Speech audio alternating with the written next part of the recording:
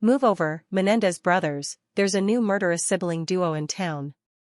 Amazon Prime's The Better Sister is not your average whodunit, it's a twisty, dark, and sometimes jaw-dropping crime drama that asks, how well do you really know your family? And let's be honest, it doesn't hurt that the sisters are played by Jessica Biel and Elizabeth Banks. So, if you're ready for a wild ride through betrayal, secrets, and a murder that turns everything upside down, grab your drink and make sure to stab that like and subscribe button, because we're diving deep into the ending, the biggest twists, and what it all means for Chloe, Nikki, and everyone caught in their tangled web. Let's start with the sisters themselves, Chloe Taylor and Nikki McIntosh. On paper, they couldn't be more different. Chloe is living the dream, multi-million-dollar business, luxury homes, and a picture-perfect family. Nikki, on the other hand, is a divorced, recovering addict who feels like she's always stuck in her sister's shadow. She even says, "I am the part of my sister that she denies."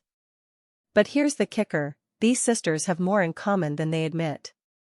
Not only are they connected by blood, but they both married the same man, Adam McIntosh. Awkward, right? So, who is Adam? He's a successful lawyer and, at the start of the series, Chloe's husband. But when Chloe comes home to find Adam brutally murdered, the mystery kicks into high gear. Who would want Adam dead? What follows is a case packed with revenge, deception, and more than a few shirtless scenes from Adam's co-worker, Jake.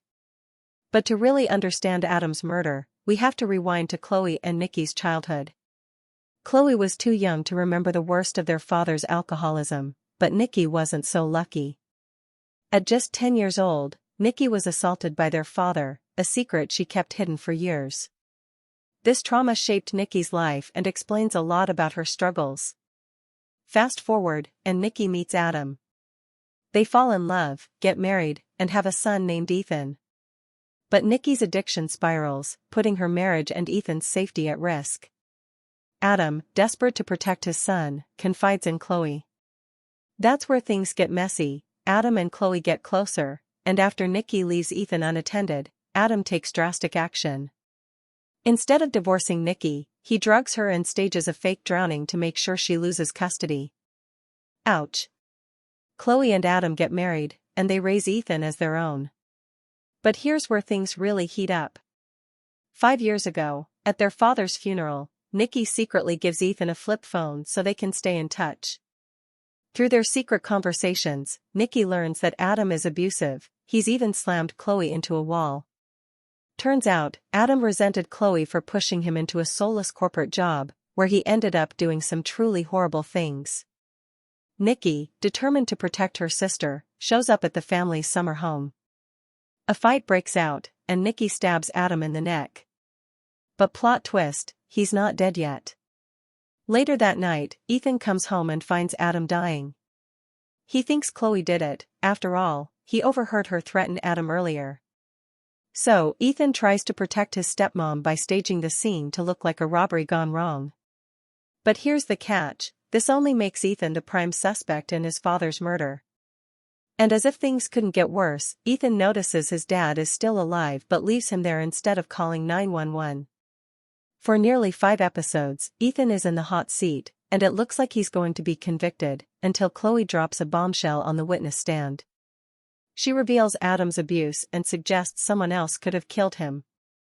But wait, there's more. Chloe was having an affair with Adam's co-worker, Jake Rodriguez. Jake had plenty of reasons to hate Adam, both professionally and personally. Now, the jury has another suspect, and Ethan is found not guilty. But Detective Nancy Gry isn't convinced.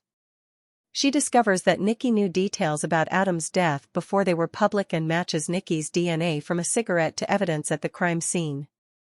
It looks like Nikki's about to go down, until she leaks a story about Nancy's misconduct, getting the detective suspended and derailing the case. Just as Nancy is sidelined, another suspect pops up, Bill Braddock, Adam's boss.